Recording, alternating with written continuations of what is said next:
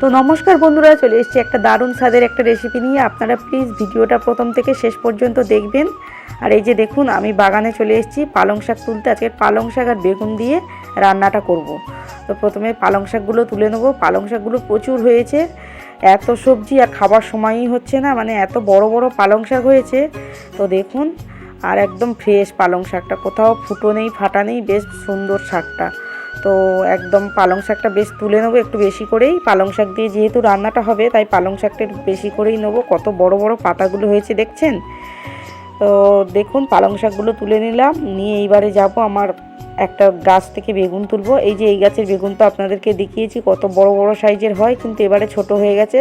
আর এই যে একটা বীজ রেখেছি গত বছরের জন্য। এই বেগুনটা খুব ভালো, জানেন, প্রচুর হয় আর খুব সুন্দর টেস্ট, মিষ্টি খুব সুন্দর। আর মানে বেগুনের খোসাটাও পাতলা, খুব ভালো। তো প্রথমে এসে গেছি, এসে কড়াইতে তেল দিয়েছি, পেঁয়াজ কেটে রেখেছিলাম, বেশ বড় সাইজের একটা পেঁয়াজ তো কেটে রেখেছিলাম একটু মোটা মোটা করে। তো তারপরে দেখুন, দুটো কাঁচা লঙ্কা, দুটো শুকনো লঙ্কা, কয়েক কোয়া রসুন দিয়ে একটু ভালো করে ভেজে নেব।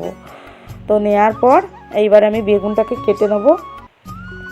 একদম পাতলা পাতলা করে কাটবেন, যেমন বেগুনি কাটা হয় ওই রকম পাতলা পাতলা করে কাটবেন। আমি ছুরি দিয়ে কেটে নিয়েছি, বটিতে কাটলে আরও পাতলা হতো।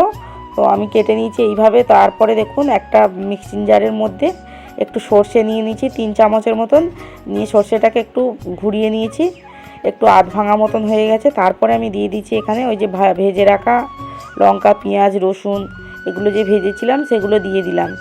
দিয়ে এইবারে একটা পেস্ট বানিয়ে নেবো সুন্দর। তো পেস্টটা বানিয়ে নেওয়ার পর এইবারে রান্নাটা করব। তো দেখুন, এখানে আমার পেস্টটা বানানো হয়ে গেছে, খুব সুন্দরভাবে একদম মিহি হয়ে গেছে, আর পেস্টটাও বেশ ভালো হয়েছে। আর জল দিয়ে ধুয়ে আমি মশলাটা নিয়ে নেবো। তো নিয়ে দেখুন, এইবারে আমি এখানে দিয়ে দেবো চিংড়ি মাছগুলো, ছাড়িয়ে রেখেছিলাম চিংড়ি মাছ। চিংড়ি মাছগুলো দিয়ে দেওয়ার পর এইবারে দিয়ে দেবো কালারের জন্য সামান্য একটু হলুদ গুঁড়ো, আর দিয়ে দেবো স্বাদের জন্য লবণ। তো দিয়ে ভালো করে আমি মাখিয়ে নেবো, নিয়ে রেডি করে নিলাম। তারপরে এইবারে আমি কড়াইতে চলে যাব। কড়াইতে বেগুনগুলো যে কেটে রেখেছিলাম ওগুলো বেশ সুন্দর করে সাজিয়ে দেবো, মানে উল্টো দিক করে। বেগুনটাও ভাজা হয়ে যাবে। আর হালকা একদম আঁচটা হালকা রেখেছি। যখন আমি মানে রান্নাটা শুরু করবো, একটু আঁচটা বাড়িয়ে দেবো। দেখুন, পালং শাকের পাতাগুলো কত বড় বড়, এবার বুঝতে পারছেন তো। তো পালং শাকগুলো সাজিয়ে দিলাম, দিয়ে এবার ওপরে আমি দিয়ে দিলাম ওই যে রেডি করে রেখেছিলাম চিংড়ি মাছটাকে, ওটাকে দিয়ে দিলাম। দিয়ে আবার পালং শাক আমি চাপিয়ে দেবো।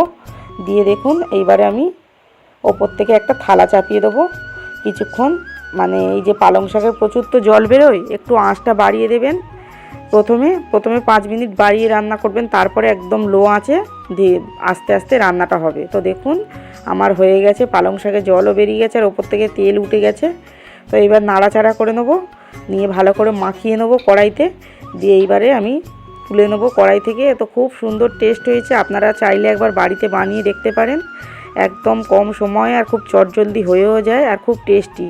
হ্যাঁ, তো দেখছেন তো কত সুন্দর রান্নাটা হয়েছে। কালারটা দেখে নিশ্চয়ই বুঝতে পারছেন। তো কেমন লাগলো ভিডিওটা কমেন্টে জানাবেন।